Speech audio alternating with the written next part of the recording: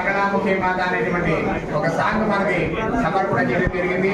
మరి వారికి కూడా ఎందుకంటే ఒక సాంగ్ తయారు చేయడం ఒక ఎత్తు అయితే దాని రికార్డింగ్ తీసుకెళ్లి గాయకుల చేతి చక్కగా పాటించి వారి ఖర్చంతా కూడా బగళాముఖి అమ్మవారి కోసం ఇప్పటివరకు 6 పాటలు రాయటమైంది.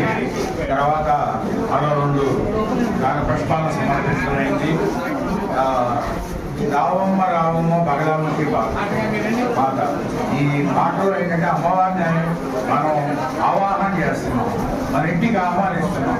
మన ఇంటికి వచ్చి అమ్మవారు మనకు ఆశీస్సులు అందించాలని చెప్పి ఇది సామాన్యంగా పండితులు పామరులకి అందరికీ అర్థమయ్యే భాషలో అందరూ పడుకునే విధంగా తయారు చేయడం జరిగింది. అది అదేవిధంగా మరొక పాటని స్వరకల్పన చేసి రికార్డింగ్ చేయించాను. పుచ్చకాయల భవానీదేవి గారు పాడారని అది త్వరలో ఆవిష్కరిస్తాము. అది 3 రకాల విధంగా స్వరకల్పన చేశాము. ఈవో గారు కూడా ఏది డిసైడ్ చేయాలో తెలుసుకోలేకపోయారు. చివరికి నేనే పుచ్చకాయల భవానీదేవి గారి పాడినటువంటి ఆమె చేస్తే స్వరపరిచినటువంటి ఆ పాటని అమ్మవారికి తర్వాత లక్ష కార్యక్రమంలో స్వరపణ చేస్తాము.